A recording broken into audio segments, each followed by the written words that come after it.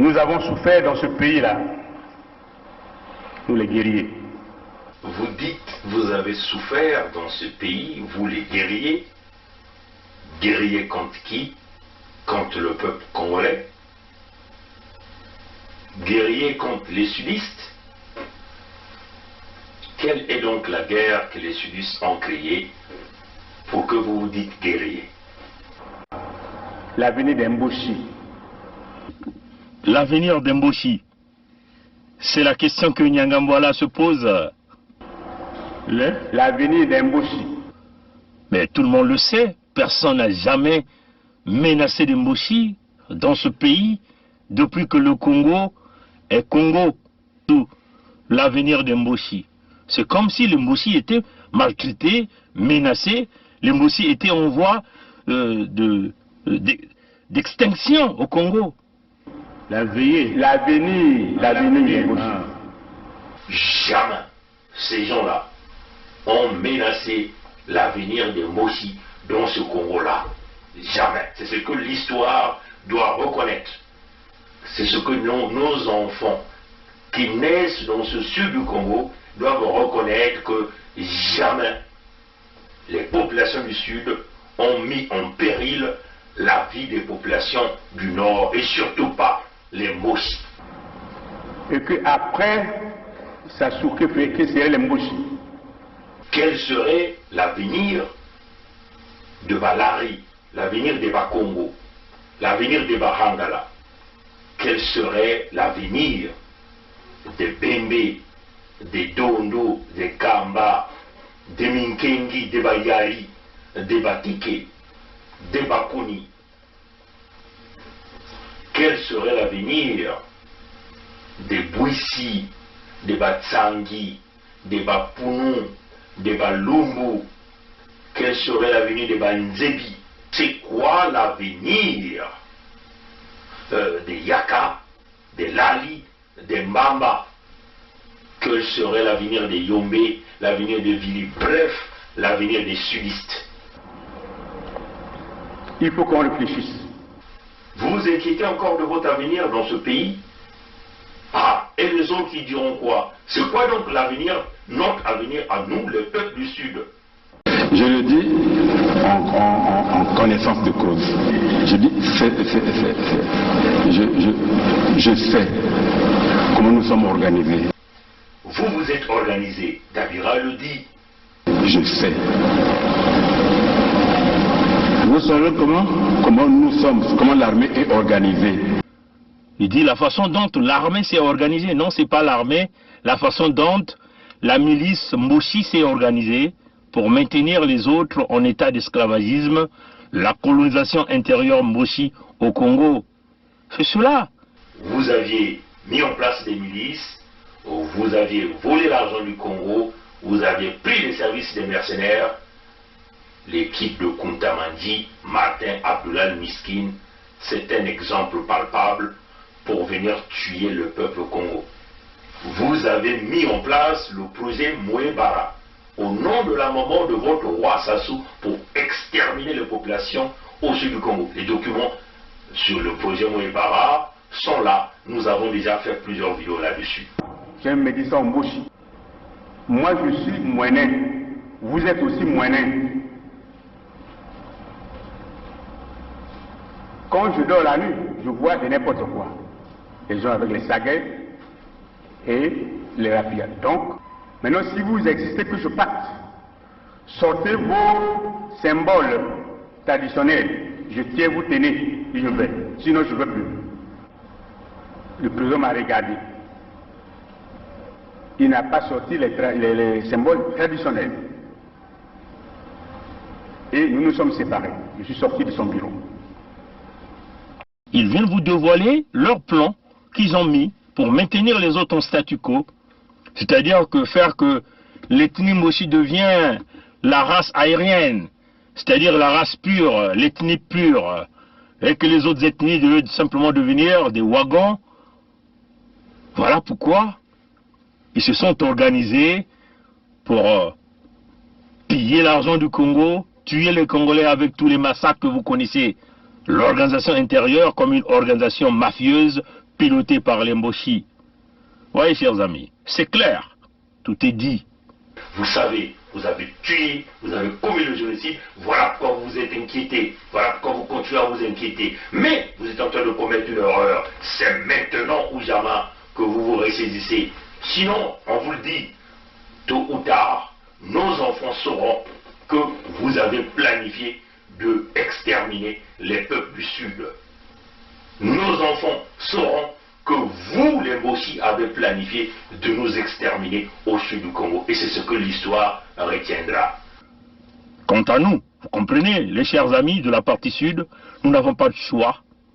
L'unité du Sud serait notre moyen de mettre terme à ce grand projet mis en place par les Mboshi, la colonisation intérieure du Congo, le pillage des ressources naturelles, le massacre des populations, l'expropriation de nos populations sur nos terres. Seule l'unité du Sud qui sera l'armure nécessaire pour nous protéger de votre animosité, de votre contexte de guerriers. Un Congo qui n'a jamais eu de guerre avec les autres pays, mais vous êtes les guerriers contre le peuple du Sud qui est toujours désarmé. Nous qui vous avons donné les terres, nous qui vous avons donné à manger, nous qui vous avons donné les emplois, nous qui vous avons donné les enfants, les femmes et les maris. Alors nous nous disons, nous allons nous renfermer dans l'unité du Sud parce que c'est notre unique façon de s'en sortir. Un moyen clair de protéger les populations, de protéger les terres que vous êtes en train de vendre, de protéger les ressources naturelles que vous êtes en train de piller, parce que nous sommes dans le contexte de la légitime défense. L'unité du Sud va se poursuivre, l'unité du Sud est là, dans le contexte humanitaire, pour protéger notre peuple contre vous, les Mboshi. L'unité du Sud demeure l'option. Grand peuple du grand royaume de Luango, grand peuple allié et frère du grand Sud Congo. C'est le digne successeur du grand roi Mani Makosso Tikosso au sein du collège royal du Luango, chapeauté par Sa Majesté Makosso V et Sa Majesté Tikaya Zinga Ier, qui reprend la parole aujourd'hui 23 janvier 2021. Nous sommes en guerre. Une guerre qui nous a été imposée par le sous-préfet français du bord de la Lima depuis plusieurs années maintenant, disons depuis plusieurs décennies. Notre peuple, nos peuples courent à sa perte, à sa disparition si nous ne réagissons pas. Ne passons pas de la parole, du droit légitime aux actes. En effet, nous avons longuement discuté, répondu à la provocation et à l'action de l'ennemi par des écrits et avec notre langue. Mais il importe, il sied de constater que nous n'avons pas été écoutés comme nous le voulions par la communauté dite internationale qui, in fine, seront complices d'une extermination, d'un génocide.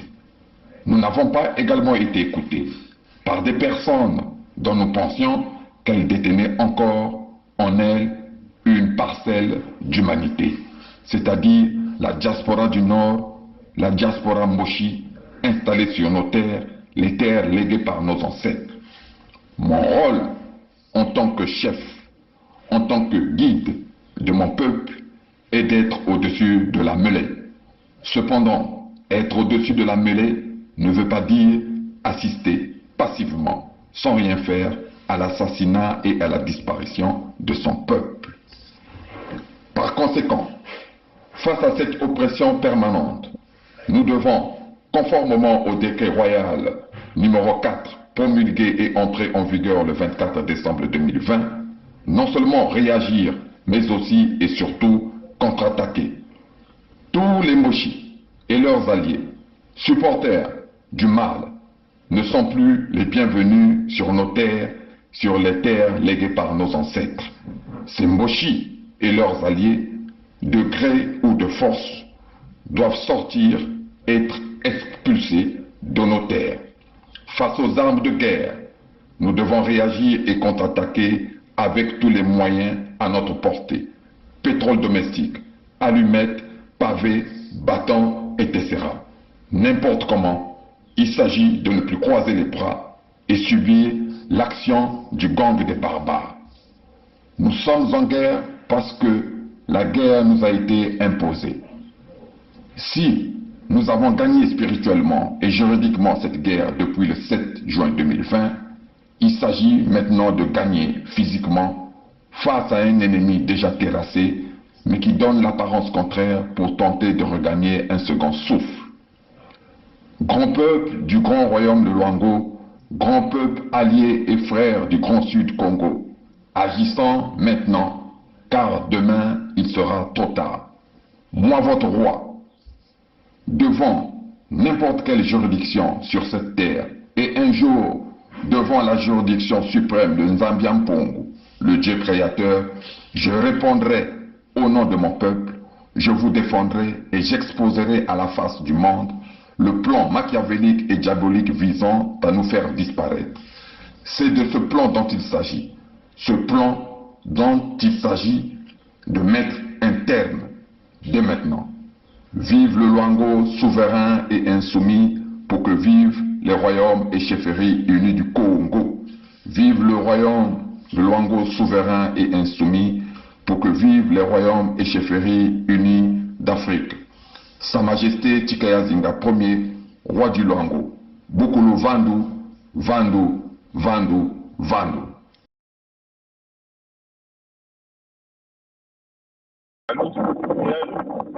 Oui, Mambeke. C'est le général. Donc, qu'est-ce que tu as rédigé là, toi? Hein? Le général Dengue. Le général Dengue. Le général Dengue. Tu as rédigé quoi sur tes tracts? Tu veux qu'on arrive chez toi? Tu veux? Hein? Tu veux qu'on arrive chez toi? Bon, j'envoie du monde chez toi. Tu cherches. Puisque tu veux la guerre, je veux t'apprendre ce que c'est que la guerre, ok? Même là où tu vas fuir, nous allons t'arrêter. Tu n'es qu'un imbécile. Tu as compris? Et nous allons t'arrêter. J'envoie du monde chez toi, maintenant. Là. Tu as compris, non? Réponds, réponds. Comment? Tu sais ce que tu as fait? Tu sais? Comment? On essaie de passer à une assemblée. Il n'y a pas question d'assemblée. Nous sommes dans une situation où l'enjeu politique est difficile. Dans le pool, il y a des élections. Et vous voulez quoi? Toi, tu veux quoi? Arrêter les élections? Non, monsieur. Tu es fou? Tu es fou? Hein? Toi, tu es fou? Tu vas arrêter les élections?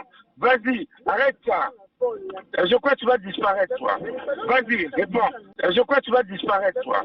Vas-y, réponds. Ok? Tu sauras de quel bois on se réchauffe. C'est au prix des sacrifices que les Congolais ont eu ce pouvoir. Et ont eu la paix. Sinon, on serait somalisé ici. Alors, vous voulez faire quoi? Ou alors, tu te présentes de toi-même. Tu te présentes avec ton président. Vous vous présentez chez moi, ou si je viens te chercher, alors ce serait grave pour toi. C'est clair? Oui, monsieur le président. On se présente demain. Oui, vous présentez demain. Je vous attends à mon bureau à 10h. Bon. Sinon, je viens te chercher. Et si je viens te chercher, ça sera grave pour toi. C'est bon, mon général. Bon, et sinon avec ton président.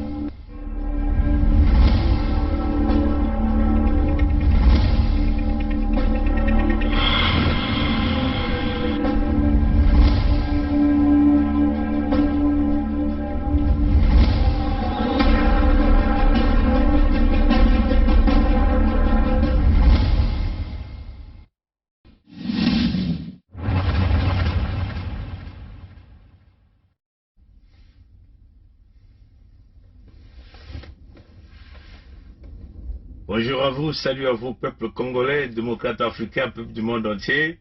Nous vous souhaitons une très belle journée. Nous sommes... bonne journée pour ceux qui sont en Amérique du Nord et bonne soirée à vous qui êtes au Congo. Bon, on va rapidement tenir une petite conversation de quelques minutes. Bon, vous savez que l'Église catholique du Congo venait là de rentrer en jeu hein, dans ce que nous appelons le système de Sassou, l'Église catholique qui autrefois dormait, hein, venait là donc de donner leur opinion par rapport à la préparation hein, de l'élection des Moshi. Travailler au rapatriement et à la restitution de l'argent volé au pays à tous les niveaux. Certes, les élections sont prévues pour le 21 mars prochain. Néanmoins, nous émettons de sérieuses réserves qu'une élection présidentielle apaisée, participative, transparente, libre et crédible puisse être organisée dans les conditions actuelles. Conscient du rôle clé que les élections crédibles peuvent jouer dans l'édification de la nation, confère lettre pastorale du Chéam, gouvernance, bien commun et transition démocratique en Afrique, numéro 35. Comment, en effet, pourra-t-on tenir ensemble mesures barrières et rassemblements de masse qu'exige une campagne électorale libre? La loi électorale exige que le dépouillement des urnes soit public. Comment entend-on répondre à cette exigence de transparence avec notamment un couvre-feu à 20 heures? Comment va-t-on extraire les agents de la force publique du fichier électoral pour les inscrire dans une liste spéciale afin qu'ils votent avant les autres Congolais? Une vraie démocratie suppose en outre, comme le suggère la Déclaration universelle sur la démocratie, que les processus d'accession au pouvoir, d'exercice et d'alternance du pouvoir permettent une libre concurrence politique et émanent d'une participation populaire ouverte, libre et non discriminatoire, exercée en accord avec la règle de droit, tant dans son esprit que dans sa lettre. Voir message de Noël des évêques du Congo, décembre 2014, numéro 9. Or, les Congolais ont du moins en moins foi au système électoral actuel, avec un fichier non maîtrisé, comportant entre autres des personnes décédées et des institutions chargées des élections dont l'indépendance est encore à démontrer.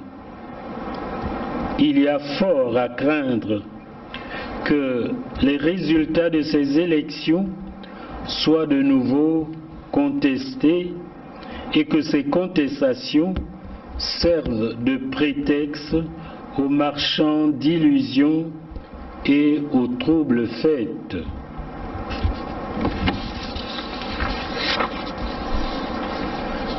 pour n'avoir pas mis en place un cadre consensuel d'organisation des dernières élections, des contrées plus peuplées sont aujourd'hui sous-représentées à l'Assemblée nationale, tandis que d'autres, moins peuplées, sont surreprésentées. Et beaucoup de problèmes nés de ces élections n'ont pas été résolus à ce jour. Et on s'apprête à rééditer cet exploit. Notre peuple est fatigué de ces élections qui fragilisent la cohésion sociale et entachent l'image de notre pays à l'étranger. Ne pas prendre conscience des maux qui minent la gouvernance électorale dans notre pays depuis quelques décennies, c'est s'exposer à ce que les mêmes causes produisent les mêmes effets. De plus, nous regrettons que la concertation de Madingou ait supplanté le Conseil national pour le dialogue.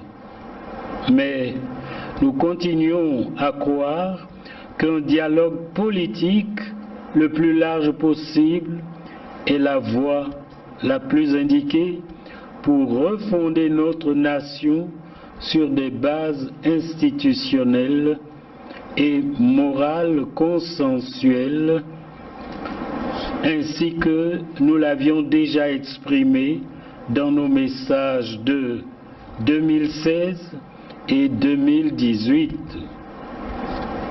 Comme a écrit récemment le pape François, un pays grandit quand dialogue de façon constructive ses diverses richesses culturelles.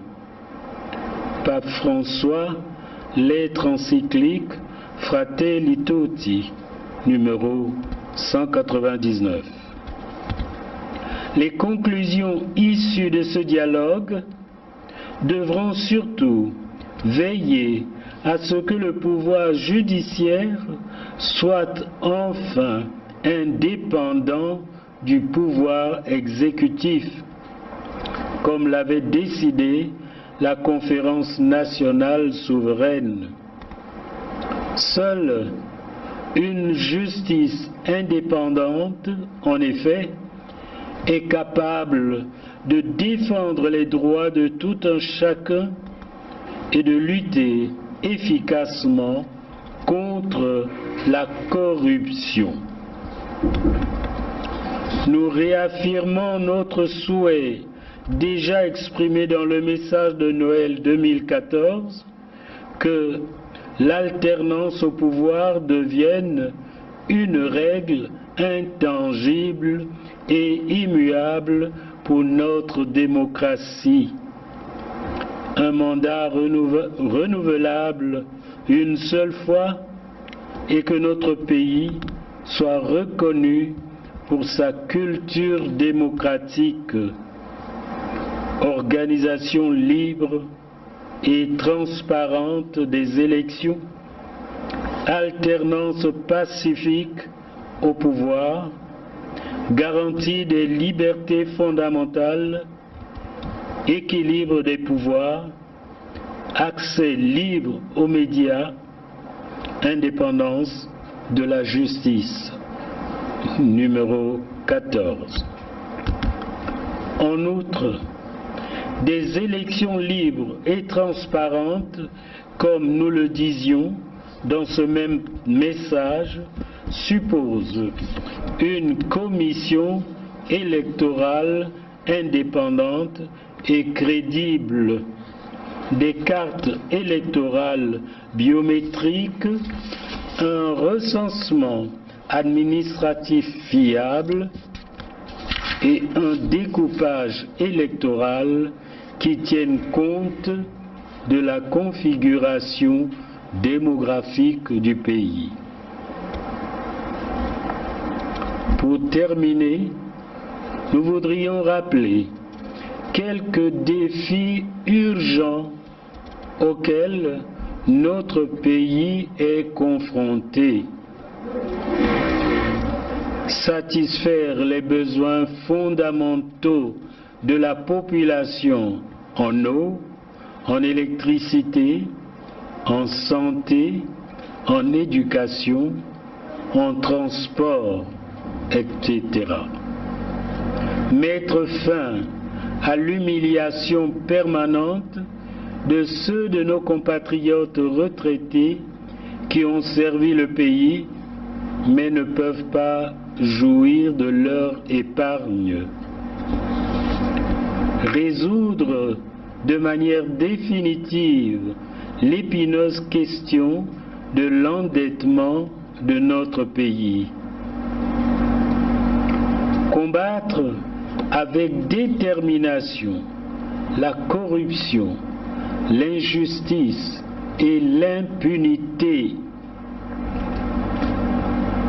Travailler au rapatriement et à la restitution de l'argent volé au pays à tous les niveaux. Atteindre la transparence et la redevabilité en matière de gestion du pétrole et des autres ressources naturelles.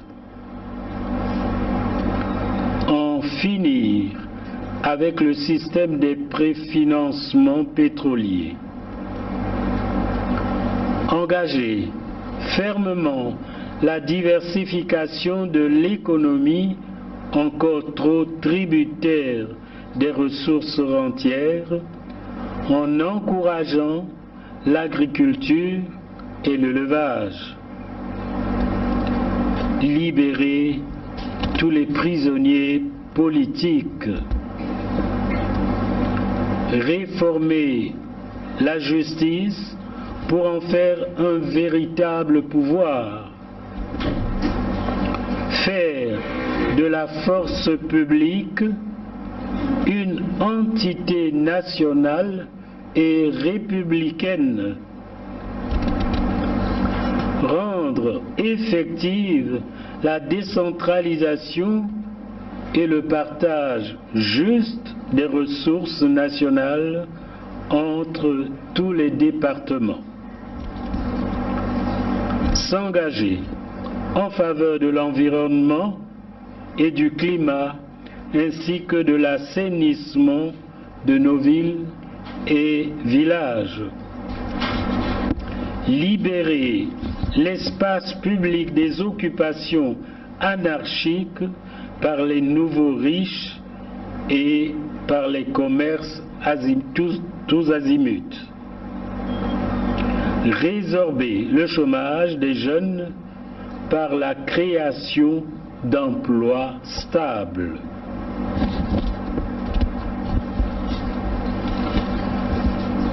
Appel au peuple de Dieu, aux hommes et femmes de bonne volonté. Peuple de Dieu, hommes et femmes de bonne volonté, n'ayez pas peur.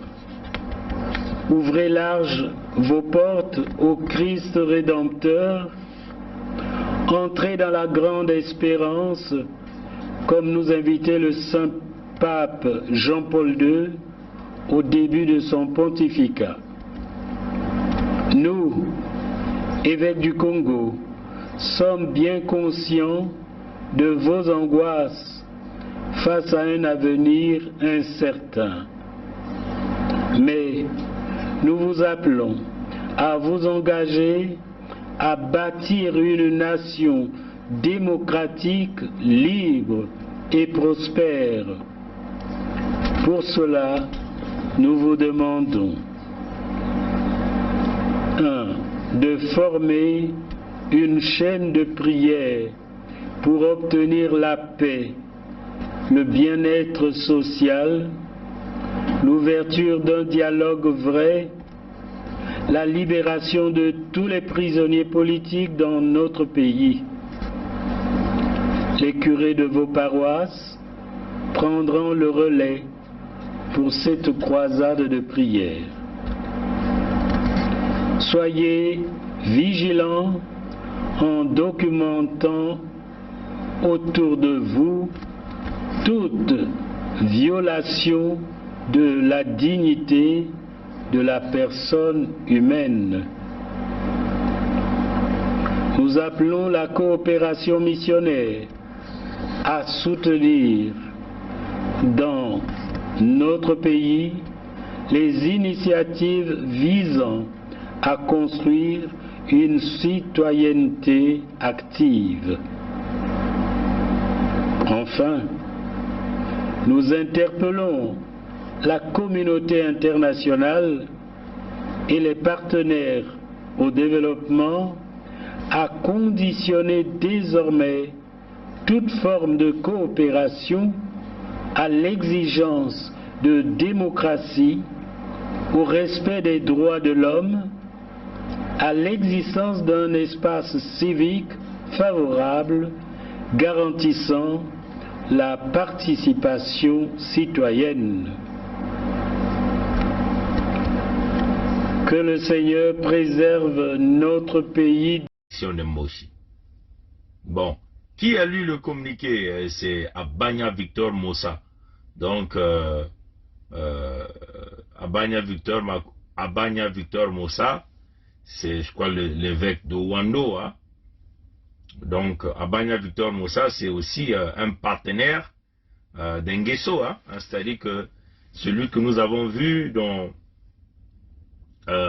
l'inauguration de la cathédrale de Sassou à Oyo, hein?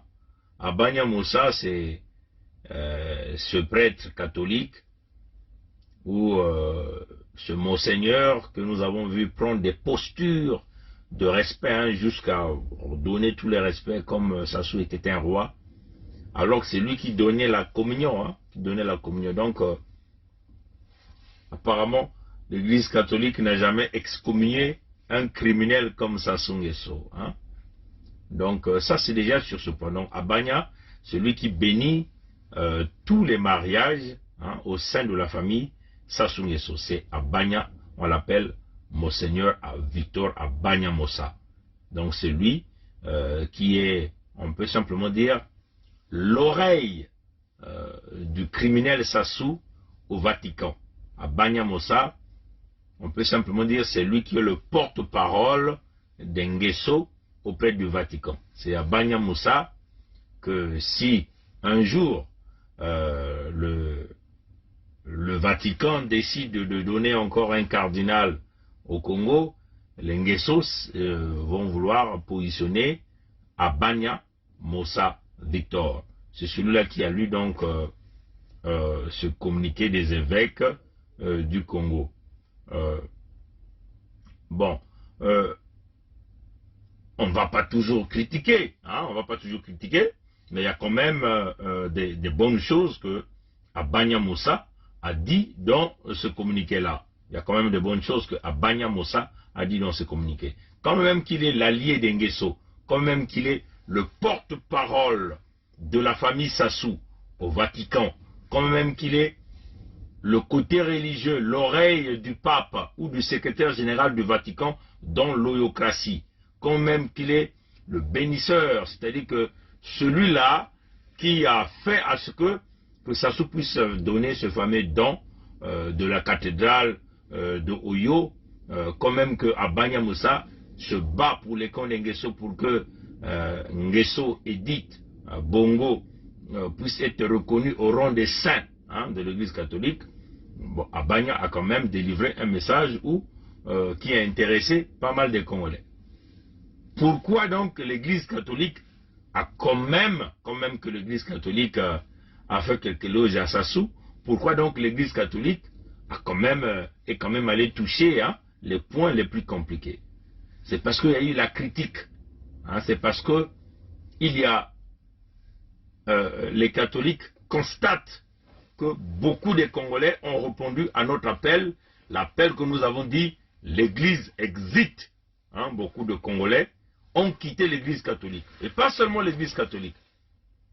beaucoup de Congolais ont quitté, s'il s'agit des catholiques, des protestants, des salutistes, des Ngunza, beaucoup de Congolais pris chez eux parce que l'église au Congo est sous le contrôle de Sassou et sa femme zaïroise, béninoise ou zaïroise ou encore camerounaise béninoise qu'on appelle Antoinette Thibota. Là encore, il n'y a plus à bouder là-dessus. Nous avons fait 2 grandes démonstrations pour démontrer qu'elle n'était pas Vili.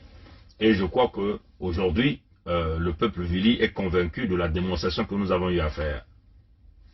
Donc, l'église exit que nous avons appelée, pendant déjà beaucoup d'années, nous avons renforcé ce message, demandé les Congolais de quitter ces églises traditionnelles, les églises de réveil, de rester chez eux, prier Dieu à la maison, parce que l'église avait tourné le dos à la souffrance du peuple congolais. L'église avait choisi son camp. L'église a choisi le camp de la mangeoire. L'église a choisi la dictature.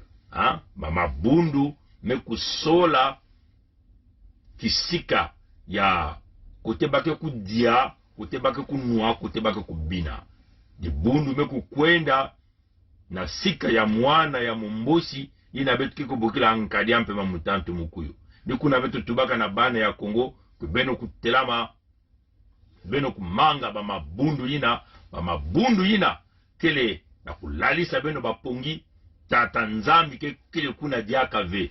Samuti, bake tubaka ti di bundu, kele di bundu ya tata nzambi. Mais quand si bantu ina kena kukamba bama bundu, si bame kusoba nzila, ya kele diaka mbote ve, samuna bana ya Nkwalulendo nzambi ya mpungu kukwenda kuna. Nikuna betu tubaka na bana ya Kongo, yai nintangu na beno, na kubasika na kati ya mabundu ina, na kukwenda na bainzo ya beno, kusambila nzambi na kati ya bainzo ya beno, kupesa diaka ba makabu ve.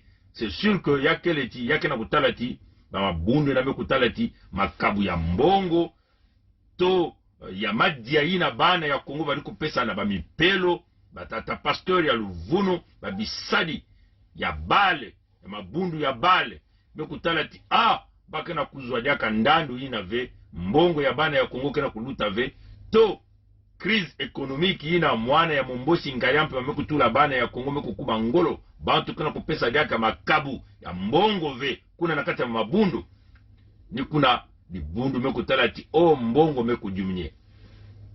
C'est très certain, nous sommes convaincus que même le Vatican a constaté que les donateurs, nos mamans, nos frères, nos sœurs, qui se battent à leur manière, à travailler fort, à amener quelques dons à l'église.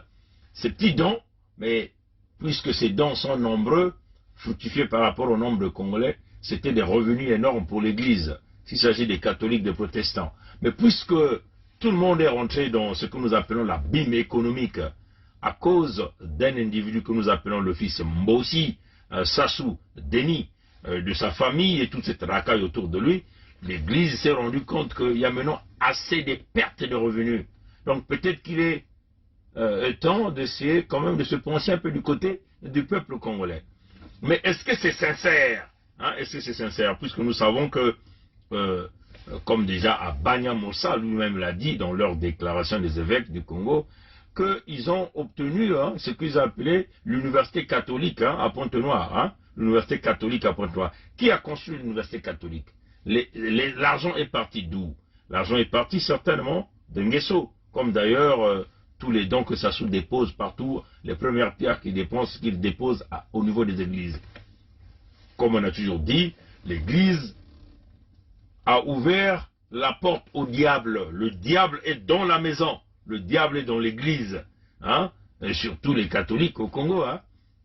Sassou, déjà c'est là où nous attaquons très souvent au Vatican, parce qu'on se dit, il est inacceptable qu'il ait reconnu, documenté, que ce fils de diable que nous appelons Sassou Denis a assassiné un cardinal au Congo. Il a de surcroît sacrifié ce cardinal-là avec des pratiques mystiques.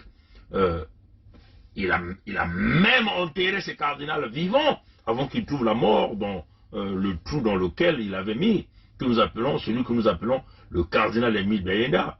Et le cardinal n'est pas n'importe qui, c'est quand même la plus haute personnalité de l'église catholique au Congo-Brazzaville. Donc la haute autorité, donc on peut simplement dire,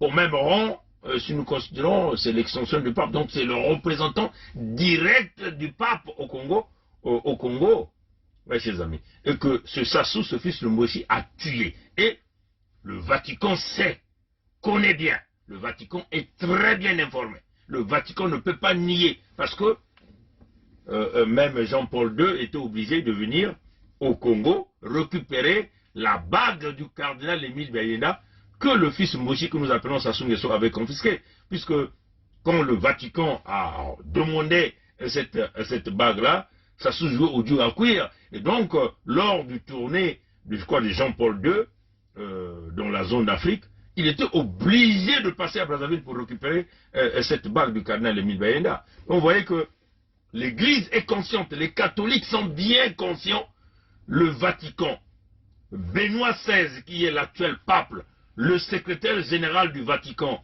est bien informé que Sassou est le tueur du cardinal Émile Bayenda.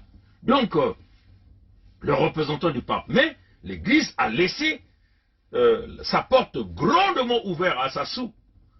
Hein? L'Église n'a jamais excommunié Sassou, parce que même à Bagna, continue de donner la communion à Sassou. Vous voyez, chers amis. Donc, on se dit, c'est quelle cette forme-là?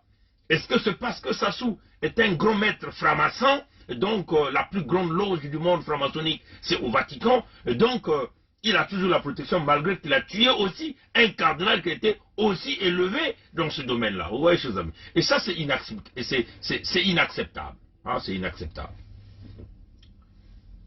Mais nous avons quand même vu l'Église, quand il y a eu des bombardements dans le Poul, le massacre, le génocide à huis clos, Monseigneur Portela est venu quand même faire quelques déclarations. Quelques jours après, il a été convoqué, on lui a demandé « ferme ta bouche » et l'Église avait fermé la bouche jusqu'à ce jour, parce que l'Église s'est penchée du côté du donateur. Mais ce donateur-là donne de l'argent à l'Église, hein, mais l'argent qu'il donne à l'Église, il le vole auprès des Congolais. C'est l'argent du Congo qu'il vole. Et donc, l'Église, en ce moment, accepte les dons volés. Hein? L'Église accepte des dons volés. Donc, on prend de l'argent volé aux Congolais, de l'argent qu'on vole auprès des retraités, auprès des étudiants, et on va donner à l'Église. Donc, l'Église devient corrompue parce que l'Église a pris de l'argent volé. Donc, on peut simplement dire que l'Église devient comme des receleurs. Hein, c'est ça qui est la vérité. Et est-ce que c'est normal? Dieu peut-il accepter que un voleur parte voler de l'argent pour faire du mal et venir donner des grands dons pour faire fonctionner l'Église, et que les pasteurs, les prêtres, les évangélistes et tout ce monde-là ferment la bouche parce que le voleur est venu donner le don? Oui, chers amis. Et c'est ce que nous avons toujours condamné et nous avons appelé notre peuple à l'Église exil. Mais aujourd'hui, vous voyez que même les catholiques qui recevaient ces dons du dictateur Sassou ont reconnu qu'il ne peut y avoir de la transparence dans cette élection de Sassou. Oui, chers amis. Il ne peut y avoir de transparence dans l'élection de Sassou. C'est quoi les conditions d'une élection transparente et crédible? Les conditions d'une élection transparente et crédible, c'est d'abord le recensement populaire. Hein? Et ça, c'est clair, et c'est partout il faut le faire. Le recensement populaire. On doit savoir qui est à l'âge de voter, combien de Congolais sont-ils, ainsi de suite. Ça, c'est d'abord la première partie. Bon, il faut encore regarder la redistribution de la biométrie. Il faut qu'il y ait la possibilité que chaque Congolais qui vote ne puisse pas encore aller revoter ailleurs. Oui, chers amis. Donc, tout est retraçable pour se rassurer qu'il n'y ait pas de double emploi. Ça, ce n'est pas le cas de Congo. Donc, ça fait des années comme ça, l'homme continue de vous tirer en bateau par des concertations, au lieu de parler des véritables problèmes électoraux, non, l'homme est au contraire en train de vous endormir. Pourquoi il refuse le recensement? Mais c'est parce que il a tellement diminué les populations au sud du Congo, puisque le sud est reconnu comme étant la zone la plus peuplée du Congo, c'est clair. Le sud est reconnu comme étant la zone où il y a beaucoup plus de population, mais tellement qu'ils ont procédé à l'exécution des opérations Mouébara pour diminuer les populations massivement par le biais du crime, les bombardements, le génocide à huis clos. Ces gens-là ne veulent pas passer par ce chemin. Sinon, le monde entier saura que, effectivement, il y a eu diminution des populations à la vitesse grand V. Ce que nous appelons en expression mathématique la limite à moins l'infini exponentielle, hein, des populations. Donc, vous voyez, chers amis. Donc, on diminue, on peut même dire la limite du logarithme de la fonction exponentielle à moins l'infini. Ah, c'est comme ça que moi je vais appeler ça en termes mathématiques. Donc, tout le monde va savoir qu'il y a eu diminution des populations à la vitesse grand V, et c'est là où les gens sauront que voilà, l'homme a commis le génocide. Ils se sont arrangés avec des bourricots comme des Mboulou Raymond Zéphirins, bien sûr manipulés par le dictateur, le tyran Sassou, et donc ils veulent continuer à faire comme d'habitude, quoi. Vous voyez, donc c'est ça la raison.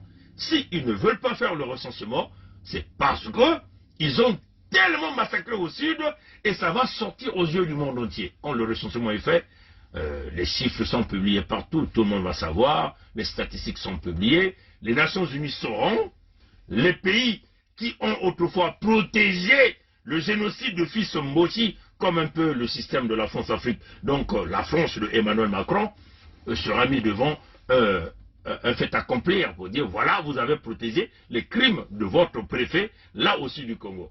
C'est pour cette raison qu'ils ne veulent pas. Mais s'ils ne veulent pas faire le recensement, ça signifie qu'ils sont hors la loi. Et donc, moi, je répète donc les propos de Sassou. L'élection, comme d'ailleurs lui-même l'a dit, on ne peut organiser des élections hors la loi dans un pays. Cependant, est vrai le fait que jamais je ne pourrais accepter que la Constitution soit violée. J'insiste pour dire que lorsque la Constitution est violée, les démocrates ne doivent pas l'accepter. Jamais. Jamais. Et jamais nous n'accepterons qu'un gouvernement censuré organise les élections dans un pays. Et nous prenons l'opinion internationale à témoin. Jamais. Jamais nous n'accepterons que soient organisées des élections hors la loi.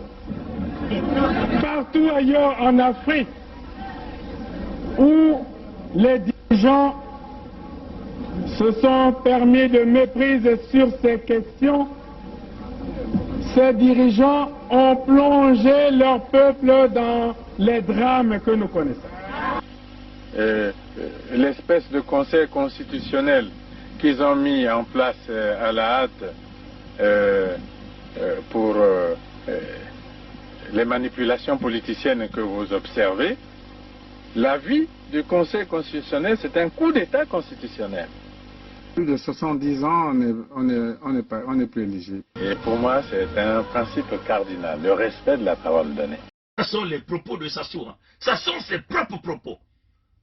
Le recensement fait partie des conditions sine qua non. Ça fait même partie des contrats de dialogue de Dolizy, la concertation de Dolizy, je peux appeler ça, la concertation de Wesso, d'Evo, je ne sais pas, la concertation de Sibiti, ça faisait partie de l'équation. Vous voyez qu'ils ont préféré aller faire ce que nous appelons une retrouvaille un mouziki, le mouziki des sorciers à Madingu, dont nous avons 2 agents, que nous avons déjà parlé des agents hier, Nsat Mabiala, on peut dire 3, et l'autre agent a brillé de l'absence, mais il continue de soutenir le projet. Donc il s'agit de l'agent Toumi qui était absent, de l'agent Satima Biala qui était présent, de l'agent Mounari qui était présent, et de l'agent Kolela qui était là.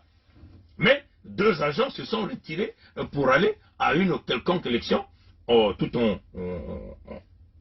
endorsant nos propos que les dés étaient pipés. Il était question de boycotter ces élections, pas de boycotter, mais d'empêcher coûte que coûte que l'élection se réalise. Vous voyez, chers amis. Donc, mais les gens là ne donnent, quand même qu'ils se sont retirés, ils ne donnent aucune instruction au peuple congolais. Mais ils comptent sur les élections locales législatives de 2022. Donc ils sont toujours dans le système, ils sont toujours dans les institutions, puisqu'ils font de l'opposition dans les institutions. C'est comme ça, eux-mêmes, ils se battent la poitrine. Vous voyez, chers amis. Donc aujourd'hui, les catholiques savent que on ne peut pas aller à une élection transparente sans qu'il y ait le recensement, parce que c'est la condition sine qua non. On ne peut pas aller à une élection sans qu'il y ait les cartes biométriques, hein, pour éviter le double emploi. Hein. On ne peut pas aller à une élection sans qu'il y ait la Commission nationale électorale indépendante. Oui, chers amis. Donc, là, vous êtes en train de voir que Sassou se dirige vers une organisation d'une élection hors la loi. Hors la loi. Alors que lui-même dit, on ne peut organiser des élections hors la loi dans ce pays. Bon, vous voyez encore, la Commission nationale électorale indépendante qu'il venait de mettre en place. Lui-même, Sassou a déjà dit que l'espèce, moi je répète ces mots, hein, de ce manipulateur, de ce grand criminel, de ce grand assassin, de ce grand boulanger qui continue de mélanger les Congolais dans la farine, l'espèce de conseil constitutionnel qu'ils ont mis en place pour des manipulations politiciennes. L'avis du Conseil constitutionnel est un coup d'État constitutionnel. Ça sont les propos de Sassou. L'espèce de Conseil constitutionnel qu'ils ont mis en place à la hâte pour les manipulations politiciennes que vous observez, l'avis du Conseil constitutionnel, c'est un coup d'État constitutionnel. L'espèce de Conseil constitutionnel qu'ils ont mis en place à la hâte pour les manipulations politiciennes que vous observez, l'avis du Conseil constitutionnel, c'est un coup d'État constitutionnel. Ah ouais. Et lui-même, il est dans ce coup d'État constitutionnel. Et il a d'abord fait ce coup d'État constitutionnel en 2015 avec le référendum, avec la constitution criminogène. Donc, nous sommes en ce moment-là dans un pays criminel. Parce qu'il y a une constitution criminogène, une constitution criminogène qui gouverne ce pays-là. Ah ouais, voilà pourquoi Maître Abéné Ganga vous a dit hier que vous ne pouvez pas aller à une élection. Ça dit que aller à une élection, c'est simplement baliser la criminalité de ce pays. Donc, continuez à donner le passeport à Sassou pour que lui, il va continuer à vous assassiner. Mais comme il ne peut pas aller assassiner au nord, il ne peut que venir assassiner au sud. Bien sûr, en essayant simplement de mouiller, entre guillemets, les faux leaders politiques d'argent. Et ces gens-là donnent le feu vert, le passeport, pour permettre au Mossi Sassou de massacrer les Congolais dans la partie sud. Oui, chers amis. Donc, c'est une réalité, chers amis. Même ses alliés catholiques commencent à comprendre que ça, c'est un autre problème.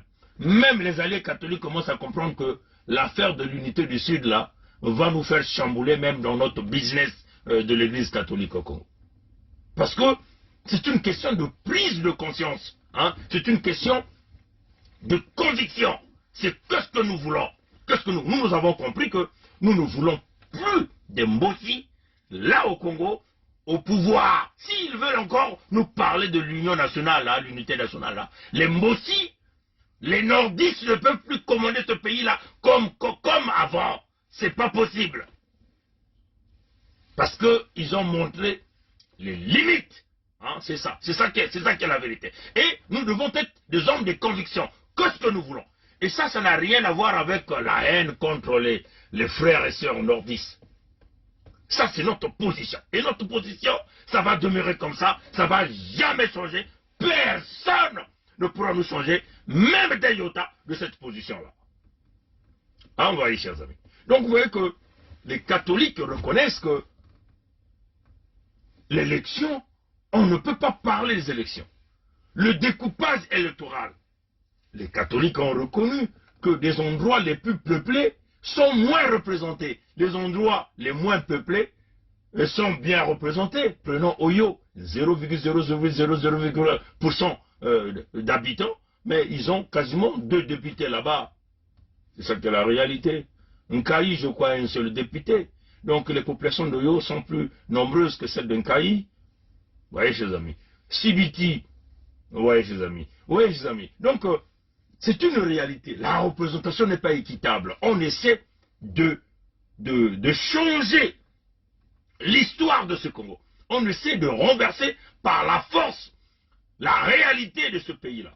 Vous voyez, chers amis, c'est une réalité. Les catholiques ont reconnu que il ne peut pas y avoir 2 listes électorales au Congo. Là encore, si les listes là considérons que c'est fiable, mais il ne peut pas y avoir 2 citoyens. C'est-à-dire que d'autres citoyens vont voter avant, 2 semaines, 3 semaines avant, et d'autres vont voter après. Mais ça ne peut pas se passer comme ça. C'est le cas des miliciens de la milice de Sassou, que les Moshi se sont arrangés, que ces gens-là votent. Donc, ces gens-là sont dans une autre liste. Ils doivent voter, et les autres viennent à voter. Donc, cette décadence-là ne peut pas fonctionner. Les catholiques l'ont reconnu. Ah, chers amis. Et il y a beaucoup de choses, vous pouvez encore lire cette déclaration. Donc, tout ce que nous sommes en train de dire au peuple congolais, que les élections que Sassou va organiser, ça sera des élections hors la loi. L'espèce de conseil constitutionnel qu'ils ont mis en place à la hâte pour les manipulations politiciennes que vous observez, l'avis du Conseil constitutionnel, c'est un coup d'État constitutionnel. Nous sommes dans le contexte de la légitime défense. Bon, maintenant, est-ce que cette déclaration des catholiques, c'est simplement la poudre de perlimpinpin dans les yeux des peuples congolais, ou en réalité, ils sont aujourd'hui déterminés de se mettre ensemble avec le peuple pour mener ce combat sur le terrain, c'est-à-dire en face de la milice de Sassou. C'est là la question. Hein, c'est là la question. C'est là la question.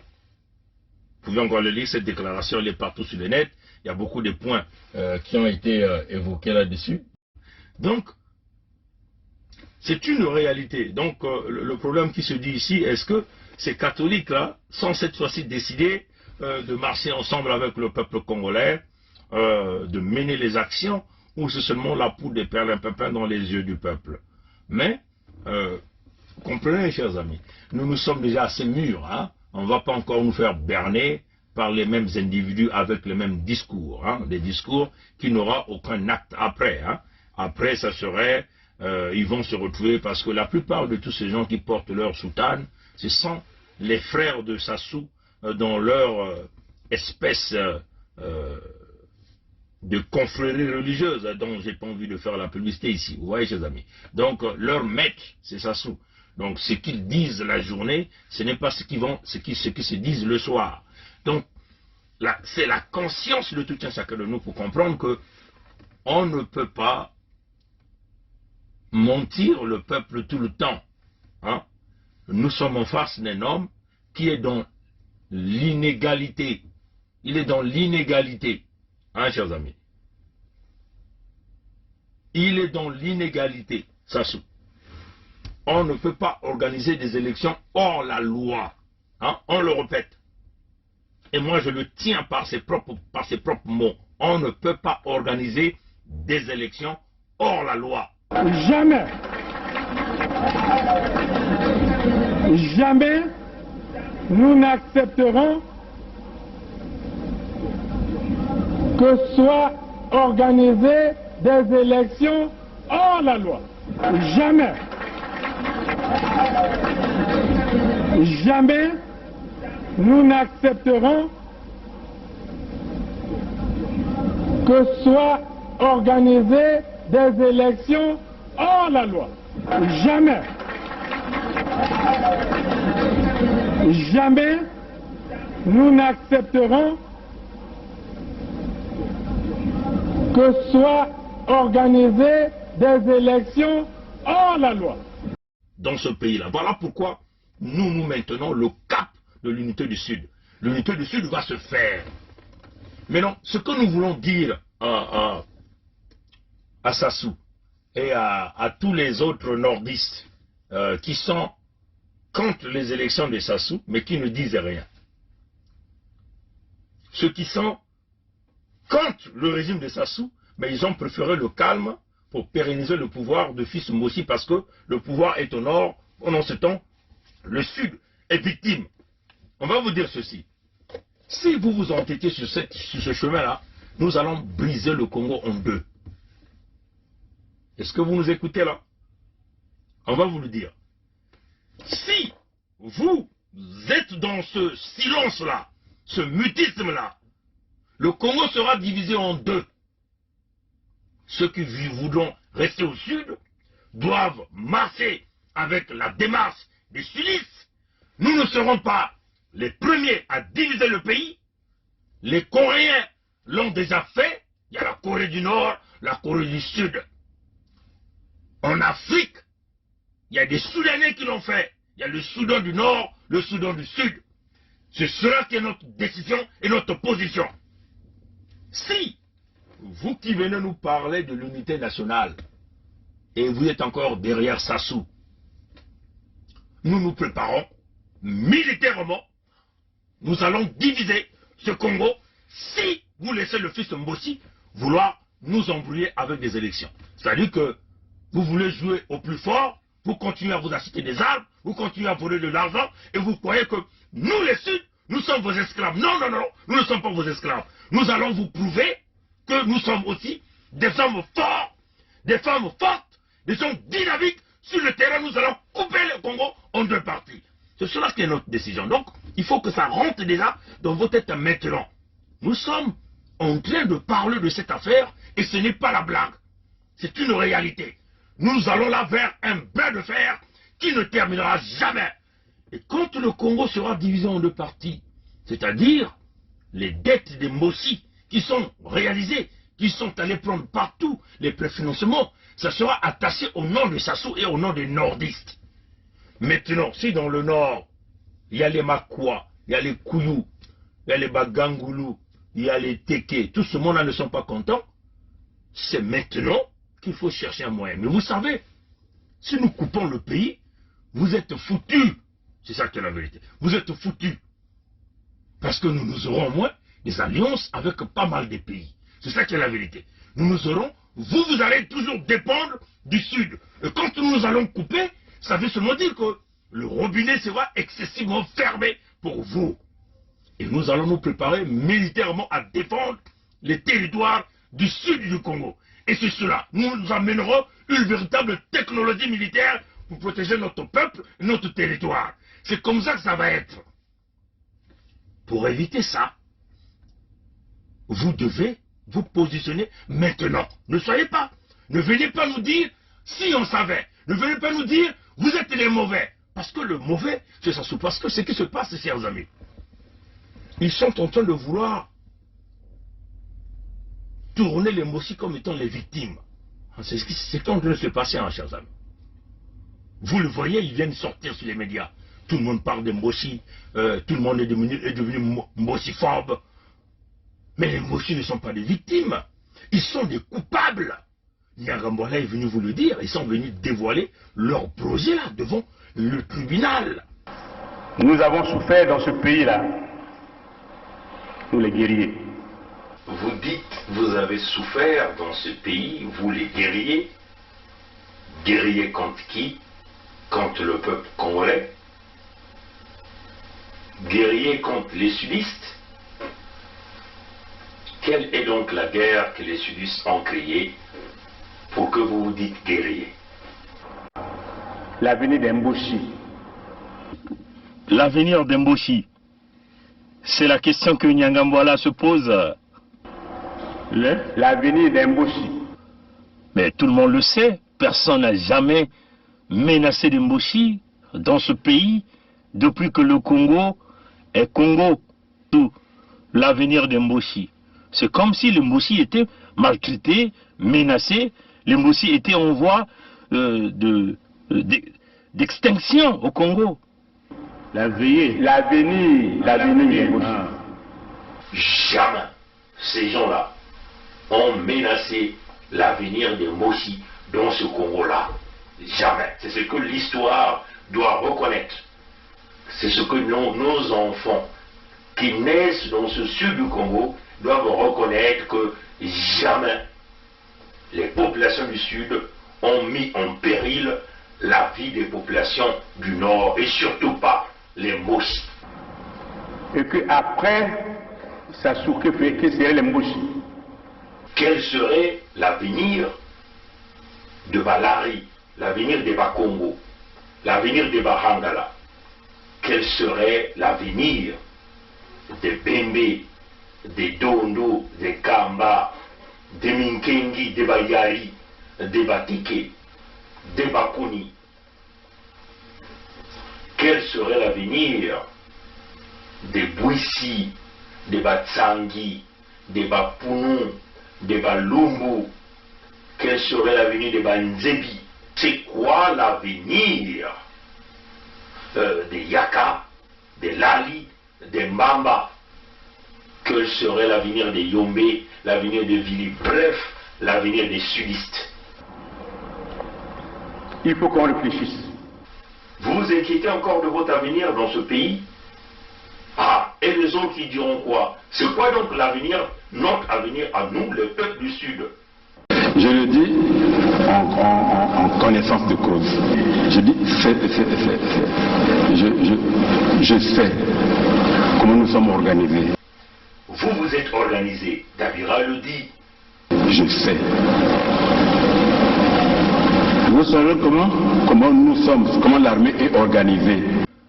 Il dit la façon dont l'armée s'est organisée. Non, c'est pas l'armée.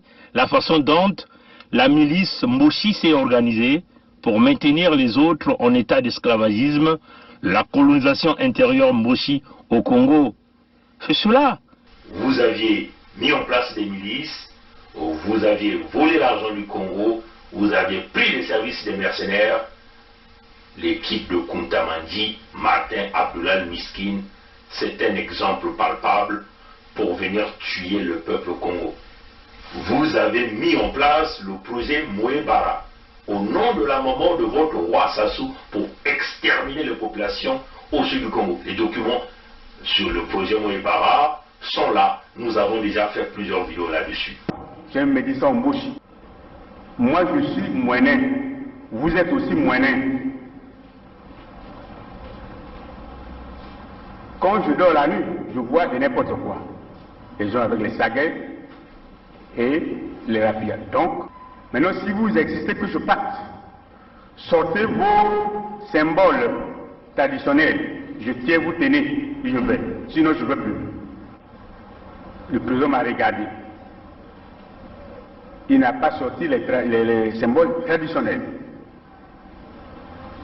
Et nous nous sommes séparés. Je suis sorti de son bureau.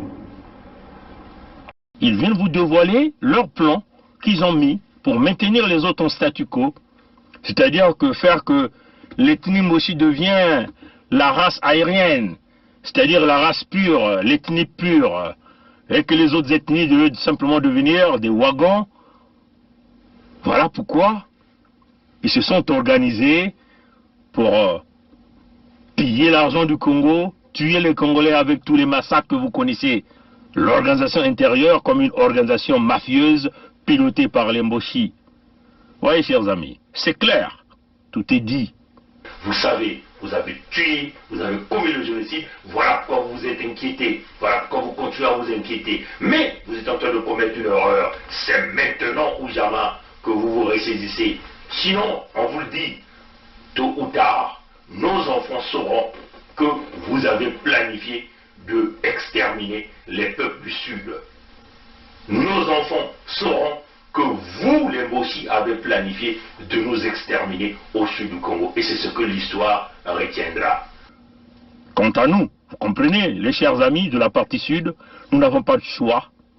L'unité du Sud serait notre moyen de mettre terme à ce grand projet mis en place par les Mboshi, la colonisation intérieure du Congo, le pillage des ressources naturelles, le massacre des populations, l'expropriation de nos populations sur nos terres.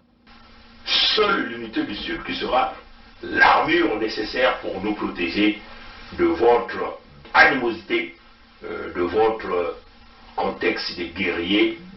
Un Congo qui n'a jamais eu de guerre avec les autres pays, mais vous êtes les guerriers contre le peuple du Sud qui est toujours désarmé. Nous qui vous avons donné les terres, nous qui vous avons donné à manger, nous qui vous avons donné les emplois, nous qui vous avons donné les enfants, les femmes et les maris. Alors nous nous disons, nous allons nous renfermer dans l'unité du Sud parce que c'est notre unique façon de s'en sortir. Un moyen clair de protéger les populations, de protéger les terres que vous êtes en train de vendre, de protéger les ressources naturelles que vous êtes en train de piller, parce que nous sommes dans le contexte de la légitime défense. L'unité du Sud va se poursuivre, l'unité du Sud est là dans le contexte humanitaire pour protéger notre peuple contre vous, les Mboshi. L'unité du Sud demeure l'option. Devant le tribunal, devant tout le monde, devant les caméras du monde entier. Leur avenir, c'est la souffrance du peuple du Sud. Et nous nous disons non. Maintenant, là, nous avons une opportunité. Sassou est dans l'inégalité. Il est dans l'inégalité. Je le dis bien. Sassou est dans l'inégalité. Donc, s'il y a des Makwa, les Kouyou, les Bomi Taba, qui ne sont pas contents, c'est maintenant le moment d'agir. Parce que, on vous le dit, c'est une réalité. Ce n'est pas de la blague. Il va tuer l'élection, nous trouverons des moyens pour buter ce type, nous allons diviser le pays, et à chacun de nous va se séparer, va continuer à faire ce qu'il veut. Parce que vous pensez que nous, on a besoin de vous pour grandir dans le sud du Congo. On n'a pas besoin de vous. Donc voilà pourquoi nous sommes encore en train d'appeler ces Congolais conscients là, dans la partie nord, qui sont conscients et sérieux de la situation du pays, d'agir maintenant. Même les catholiques vous le disent. Élection illégitime, élection illégale. Parce que ça se compte sur ces répressions policières pour venir tuer les autres, pour venir détruire les autres. Mais ça, nous ne pouvons pas accepter. Ouais, chers amis. Et ça, c'est une réalité. Ouais, chers amis. Donc, on le répète encore. Si vous voyez, tous ceux qui se sont levés là, les candidatures qui se sont levées, je vais citer Onyange Albert. Ce type-là, c'était un Mboshi. Hein? Ancien garde-corps de Sassou. D'un coup, tout à coup, patatras, il vous sort, il devient candidat à l'élection de Sassou. Mais Mokoko a aussi travaillé aussi pour Sassou. Mais apparemment, on nous dit qu'il est en prison. Que moi, je doute toujours que Mokoko est en prison. Et je vous le dis, chers amis. Parce qu'on ne peut pas faire confiance à ces paroles de ces voyous Mboshi. C'est ça qui est la vérité. Je boude encore pour Okombi. Il est dans quelle prison? Comment ça fait-il que ces gens-là ils sont enfermés? Il n'y a aucune image de ces gens-là qui filtrent. Makaya était en prison, les images filtraient. On nous a tourné un scénario de la Turquie. On n'a jamais plus vu Mokoko. La fille de Mokoko est venue nous jouer un scénario qu'elle était en Turquie. Et jusqu'aujourd'hui, silence radio. Où est le général Mokoko? Un mois après son transfert dans un hôpital à Ankara, les autorités congolaises entretiennent le flou et le mystère sur le sort de l'opposant congolais. Témoignage dans ce journal de sa fille. L'ambassade en Turquie lui dit que son père est retourné à Brazzaville. Dimanche 30 août 2020, cela fait un mois que Jean-Marie Michel Mokoko est hospitalisé maintenant à Ankara en Turquie. Incarcéré à Brazzaville depuis 4 ans, l'opposant congolais y avait été transféré pour être soigné. Une hospitalisation dans le plus grand des secrets. Sa famille s'en inquiète, elle n'a pas le droit de le voir, elle est très peu informée. La fille de l'ex-chef d'état-major s'est rendue cette semaine à Ankara. Elle s'est adressée à l'ambassade du Congo, mais a essuyé une fin de non-recevoir. Les autorités congolaises qui entretiennent le flou, le mystère. Où est vraiment Jean-Marie Michel Mokoko? Écoutez le témoignage de sa fille, Sandra Mokoko, jointe par Alexandra Banjon. J'ai eu l'ambassadeur au téléphone qui m'indique que malheureusement, il ne peut pas donner une suite favorable parce qu'il a transmis ma demande auprès des autorités sanitaires turques et que ce sont les autorités sanitaires turques qui prennent la décision. Les informations que j'ai reçues, c'est les informations venant de l'ambassadeur, me disant qu'il se porte bien, mais je n'ai pas d'autres informations. On vous dit juste, il va bien. Oui, il va bien, il va mieux, mais sans plus, sans aucun détail. Et on ne me permet pas de le voir. Et l'ambassadeur m'a également informé que mon père rentrait sur le Congo-Brazzaville aujourd'hui. Aujourd'hui même samedi, oui. Il m'a juste dit qu'il est en partance pour le Congo. Bien sûr que c'est inquiétant parce que il a quand même été évacué depuis le 31 juillet et depuis, les informations, c'est vraiment à compte-gouttes. Je veux dire, on n'a aucune photo qui prouve que il se porte bien. On n'a aucun élément rassurant. Pour moi, c'est inhumain, même s'il est prisonnier. Même un prisonnier a le droit de visite. À plus forte raison, ses propres enfants. L'inquiétude de Sandra Mokoko, la fille de l'opposant congolais.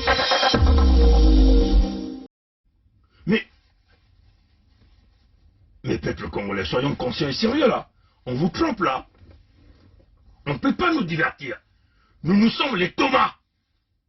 Donc Mokoko a disparu comme ça. Okomi a disparu comme ça.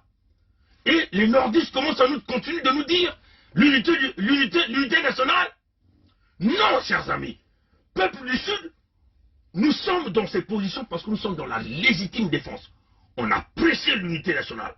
On s'est rendu compte qu'on nous a bâillonnés, on nous a menti, on nous a manipulés. Mais nous pensons qu'il faut tenir un autre discours. Parce qu'eux, ils tiennent le discours de la domination, le discours de la haine, le discours de la destruction. Nous, quand nous tenons le discours pour protéger les populations dans le contexte humanitaire de l'unité du Sud, on nous traite de tribalisme. On s'en fout. Ouais, chers amis. C'est cela qui est la vérité. Les gens là sont en train d'aller... Ils veulent vous présenter une élection. Mais ils ne vous montrent même pas que Mokoko est en vie.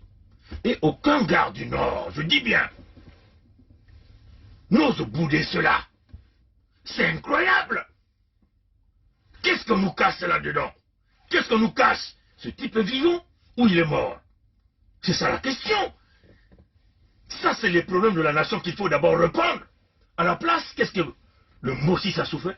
Ben, il va vous sortir un autre candidat, Onyangue, qui fut son garde-corps. Celui-là, entre guillemets, qui avait soi-disant témoigné dans tout le mal qu'il a commis avec son grand maître. Et il vient sur le même terrain. Donc vous croyez que Onyangue va venir challenger Sassou? Onyangue est Mboshi. Sassou Nguesso Mboshi. Nzo Mathias Mboshi. Kolela Parfait Guy Mboshi. Mais vous ne voyez pas que ça c'est une élection de Mboshi. Mais si c'est une élection de Mboshi, mais qu'ils aient fait ça au nord du Congo. Le Sud n'a pas besoin de vous. Mais non, les traites du Sud, qu'il n'y a pas qu'un Mbungu, on va le dire, il va être frappé par les populations du Sud du Congo, parce que c'est un traite Mabio Zinga Mabio. Mabio Zinga. Mabio Zinga. Mais tu dois avoir honte de toi. Pendant 5 ans, Sassou t'a enfermé au Congo. Pendant 5 ans, tu as galéré. Pendant 5 ans, tu n'as même pas pu aller voir tes 2 épouses en France et les enfants. Sassou a donné des recommandations fermes à toutes les ambassades, de ne pas te donner le visa Schengen. Mais te voilà, à la dernière minute, tu sors comme un champignon et tu oses dire ce candidat, tu seras frappé fort parce que tu ne comprends pas encore ce qui vient de se passer. Laissez les Mboshi. Kolela, c'est un fils Mboshi. Sa maman est Mboshi. Il est du côté de sa mère. Kolela Parfait Guy est un enfant Mboshi qu'il aille faire son élection avec les Mbossi. Sassou était un Mbossi. Onyangue était un Mbossi. Tout ce monde-là, mais ils iront faire leur élection de Mbossi au nord du Congo. Nous au sud, on a dit non. C'est ça qui est la réalité. Alors, peuple du Congo, si vous ne comprenez pas encore ça, même les catholiques viennent vous le dire. Parce que ici, nous parlons de la réalité. Si tu n'es pas d'accord, prends la caméra, parle comme nous. Dis à tes frères du Nord de se lever contre le pouvoir de Sassou. Dis à tes frères du Nord de se lever pour qu'on puisse nous montrer les images de Mokoko. Au lieu de faire des leçons de morale inutiles, de venir mettre des commentaires, de venir insulter les gens malades. Mais tu dois quand même avoir honte de toi. Tu insultes un papa comme moi de malade mental. Hein? Mais il faut... Moi, je n'ai pas envie d'être insulté, hein, mon très cher ami. Celui qu'on appelle Akil Bukulaka. Mais si tu es le neveu de Mokoko, mais montre-nous la preuve de vie de Mokoko. Je me souviens, toi, tu m'as déjà appelé, toi. Tu m'as déjà appelé. J'ai pris ton coup de fil. Parce que je voulais te donner le respect. Oui? Mais dans notre conversation, en aucunement j'étais manqué de respect. Dans notre conversation, en aucunement j'étais insulté. Mais tu vois, ça montre la grandeur des Mbossi. Vous êtes toujours dans la violence dans vos propos. Et c'est ça la différence entre vous et nous. Quand vous venez, vous êtes incapable de débattre, incapable de montrer les exemples, les preuves palpables de votre existence, de l'existence de votre maître. Vous préférez profaner des insultes. Mais ça doit rentrer dans votre tête. C'est le comportement typique des Mbossi. Vous êtes des barbares. C'est ça la réalité. Hein? Et moi je te le dis en direct, monsieur Akil Bukulaka. Montrez-nous la preuve de Mokoko. Sa fille Sarah nous a dit ici, je suis parti au Maroc, plutôt en Turquie, on m'a baladé, mais je n'ai pas vu plus. Ça fait combien de temps elle a... Vous l'avez vu encore parler? Ou vous êtes dans le complot? Votre Mokoko a été tué par Sassou et vous avez été payé? Et vous avez fermé vos gueules? Et c'est ça qui est la réalité? Et vous continuez que... Vous pensez que les sudistes vont continuer à jouer cette cassette Mokoko, Mokoko, Mokoko, Mokoko, pendant ce temps vous l'avez déjà assassiné? Non, nous ne sommes plus dans ce logiciel-là. Nous sommes dans une vision claire. Si vous voulez laisser Sassou aller dans une élection qui les estime illégale, comme le dit même les catholiques le disent, on va couper le Congo. Vous n'avez pas besoin du Sud, n'est-ce pas? Vous n'avez pas besoin de nous. Puisque vous venez nous insulter, vous venez nous traiter d'esclaves. Mais nous ne sommes pas vos esclaves. Nous avons nos terres, nous avons nos richesses naturelles. Certainement au nord aussi vous en avez. Et donc ça ne sert pas de venir insulter les gens ici, monsieur Akil Bukulaka. Vous devez avoir honte. Et ça c'est le comportement typique des barbares Mbossi. Et moi je te le dis, c'est le comportement typique des insultes. Vous êtes incapable de mener le débat. Toutes les fois que vous voulez mener le débat, vous êtes limité. Vous êtes obligé de venir avec des insultes, venir avec la force, la répression, jouer à l'espèce animale. C'est ce que vous êtes. C'est ça qui est la vérité. Alors donc à partir d'aujourd'hui, je te dis, tu dégages de ma page. Et voilà. Parce que il n'y a pas que tu n'es pas l'unique Mbossi qui est là, qui vient de regarder. Tu n'es pas l'unique Mbossi qui vient nous donner des informations sur le Congo. Tu sais, il y a combien de Mbossi qui sont souffrants par rapport à ce que vous faites. Vous êtes en train de faire un fonds de commerce derrière le nom de Mokoko. C'est ça qui est la vérité. Pourquoi les enfants de Mokoko ne sortent pas? Leur père en prison? Mais dans quelle prison est-il, Mokoko? Où est-il? Est-il vivant? Est-il en vie? Montrez-nous les preuves de vie. Au lieu de venir insulter les gens malades, malades, malades. Mais nous comprenons que certainement que vous êtes simplement limité. Vous voyez, monsieur Akibokala, regardez-moi bien. Moi, je ne me casse jamais. Je parle. Vous aussi, prenez le courage et parlez. Voilà ce que nous vous dit. Allez-y dire à tous les Mbossi qui ont certainement assassiné votre père, votre parent, votre oncle Mokoko, de nous montrer les preuves de vie. Vous savez quoi, monsieur Akil Bukulaka? Où est le corps du président Alphonse Massamba Deba? C'était aussi comme ça. On nous a dit, Massamba Deba était quelque part. Jusqu'à aujourd'hui, on n'a plus jamais revu. Et c'est ça qui est la réalité. Vous avez tué Marengwabi, vous avez dit quoi? Bakongo Babomingwabi. Mais quand on dit Bakongo, c'est tous les sudistes. C'est ça qui est la vérité. Vous voyez, chers amis. Donc, vous n'allez pas nous badigeonner. Vous croyez que vous êtes les plus forts, les plus guerriers? Allez-y à l'élection illégitime et illégale de Sassou, vous verrez de quoi les sudistes sont capables. C'est ça notre vérité. Vous allez voir ce qui va se passer dans ce pays. Nous allons fracasser le pays, vous allez rester au nord, nous allons rester au sud. C'est ça notre position et personne ne changera ça. Voilà pourquoi nous sommes encore dans le contexte de manifeste de la libération du Congo. Dans le contexte de ce que vous appelez l'unité nationale.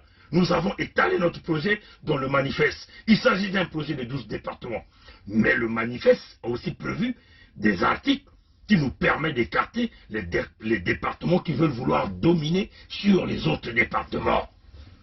Donc, quelque part, le manifeste nous donne l'autorisation de vous écarter de nous.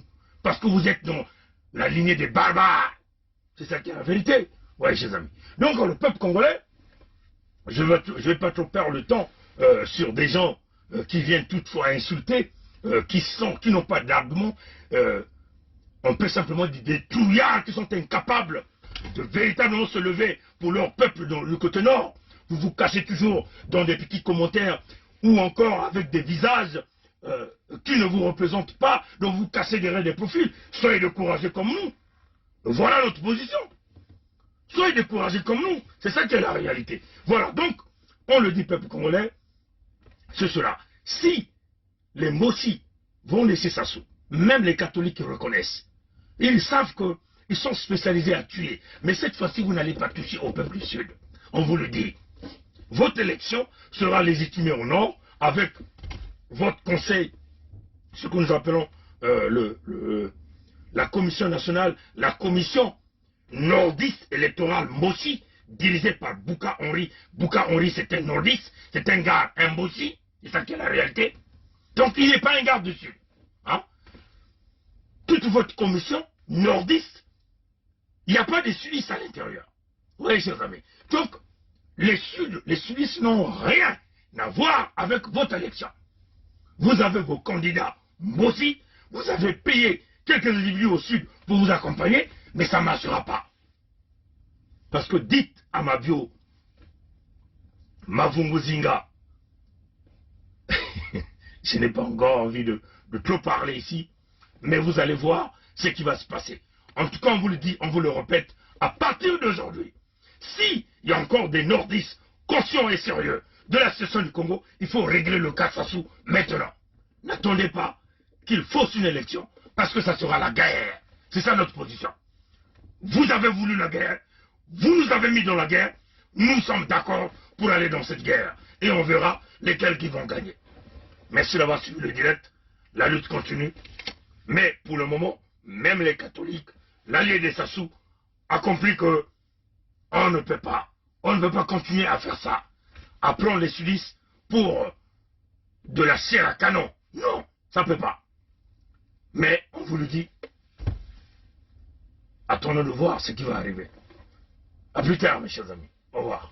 Grand peuple du grand royaume de Luango, grand peuple allié et frère du grand sud Congo.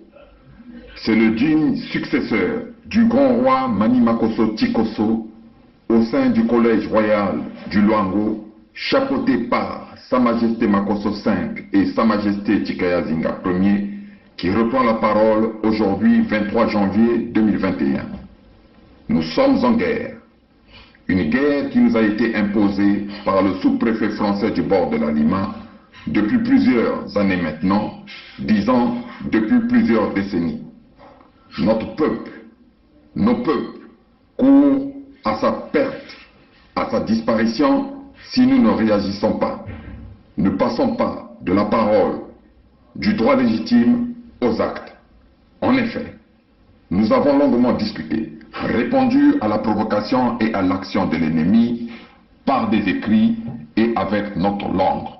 Mais il importe, il sied de constater que nous n'avons pas été écoutés comme nous le voulions par la communauté dite internationale qui, in fine, seront complices d'une extermination, d'un génocide. Nous n'avons pas également été écoutés par des personnes dont nous pensions qu'elles détenaient encore en elles une parcelle d'humanité, c'est-à-dire la diaspora du Nord, la diaspora Moshi, installée sur nos terres, les terres léguées par nos ancêtres. Mon rôle, en tant que chef, en tant que guide de mon peuple est d'être au-dessus de la mêlée. Cependant, être au-dessus de la mêlée ne veut pas dire assister passivement, sans rien faire, à l'assassinat et à la disparition de son peuple. Par conséquent, face à cette oppression permanente, nous devons, conformément au décret royal numéro 4, promulgué et entré en vigueur le 24 décembre 2020, non seulement réagir, mais aussi et surtout contre-attaquer. Tous les mochis et leurs alliés, supporters du mal, ne sont plus les bienvenus sur nos terres, sur les terres léguées par nos ancêtres. Ces mochis et leurs alliés, de gré ou de force, doivent sortir, être expulsés de nos terres. Face aux armes de guerre, nous devons réagir et contre-attaquer avec tous les moyens à notre portée. Pétrole domestique, allumettes, pavés, bâtons, etc. N'importe comment, il s'agit de ne plus croiser les bras et subir l'action du gang des barbares. Nous sommes en guerre parce que la guerre nous a été imposée. Si nous avons gagné spirituellement et juridiquement cette guerre depuis le 7 juin 2020, il s'agit maintenant de gagner physiquement face à un ennemi déjà terrassé, mais qui donne l'apparence contraire pour tenter de regagner un second souffle. Grand peuple du grand royaume de Luango, grand peuple allié et frère du grand sud Congo, agissant maintenant, car demain il sera trop tard. Moi, votre roi, devant n'importe quelle juridiction sur cette terre, et un jour devant la juridiction suprême de Nzambiampongo, le Dieu créateur, je répondrai au nom de mon peuple, je vous défendrai et j'exposerai à la face du monde le plan machiavélique et diabolique visant à nous faire disparaître. C'est de ce plan dont il s'agit. Ce plan dont il s'agit de mettre un terme dès maintenant. Vive le Luango souverain et insoumis pour que vivent les royaumes et chefferies unis du Congo. Vive le royaume de Luango souverain et insoumis pour que vivent les royaumes et chefferies unis d'Afrique. Sa Majesté Tikaya Zinga Ier, roi du Luango. Bukulu Vandu, Vandu, Vandu, Vandu. Peut nous aider. Quand on est engagé, la peur s'estompe.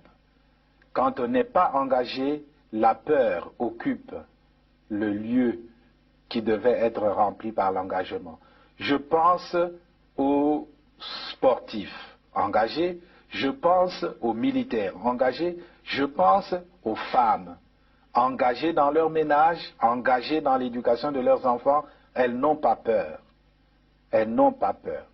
Les engagés n'ont pas peur. Et si nous, Église aussi, nous étions engagés, nous n'aurions pas peur. Même sans être Saint Ignace qui désirait le martyre, nous serions audacieux pour dire aux politiciens, même aux politiciens de nos ethnies propres, que ceci n'est pas bon. Quitte à ramasser des gifles, quitte à être persécuté, mais on n'aurait pas peur. Je pense que la peur, c'est l'expression d'un vide, d'un manque d'engagement.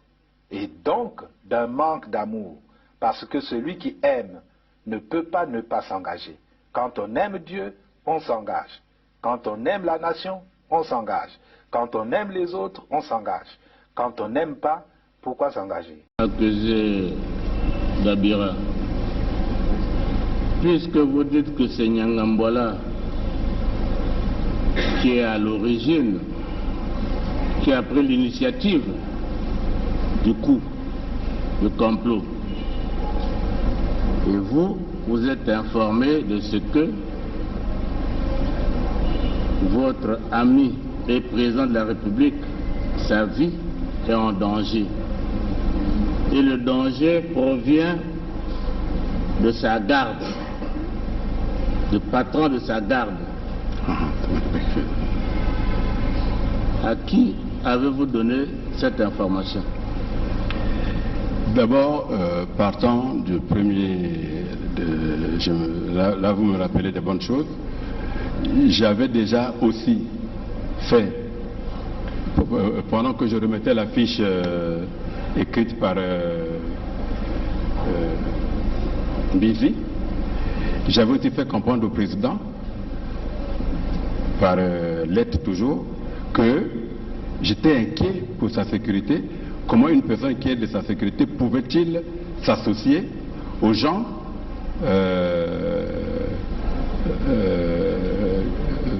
de l'extérieur qui est aux rebelles? Pardon?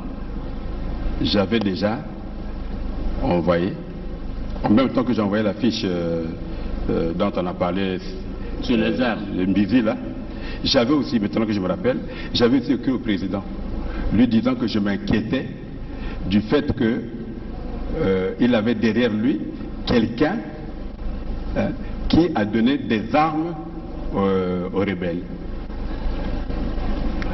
Quand il y a eu l'attaque, oui.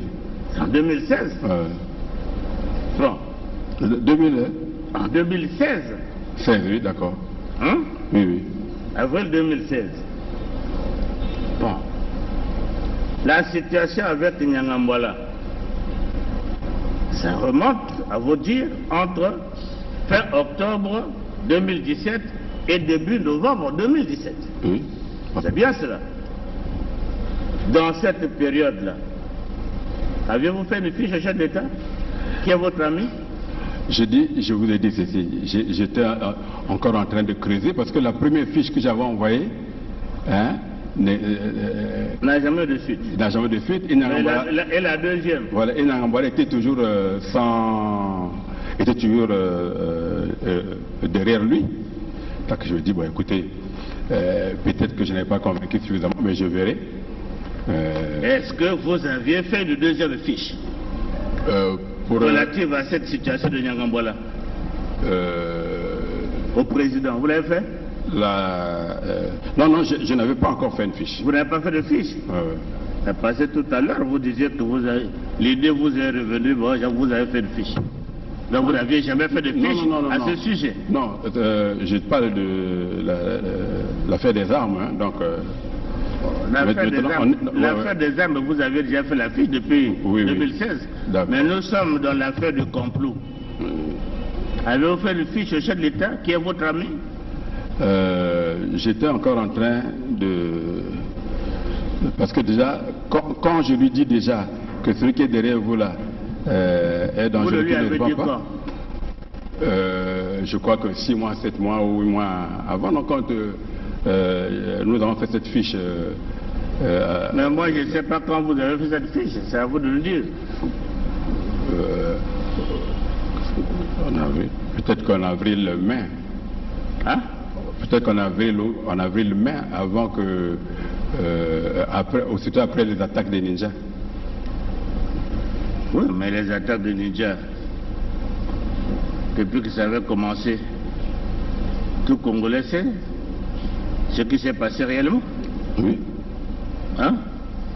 Et votre fiche, vous l'avez faite quand? Là, c'est-à-dire que, au fait, ce qui s'est passé réellement, je crois que le procureur de la République est dans la salle. Hein? Il a suivi quand vous avez fait la fiche au président? Non. Mais il a quand même convoqué Nyangambwala, qui ne s'est jamais présenté.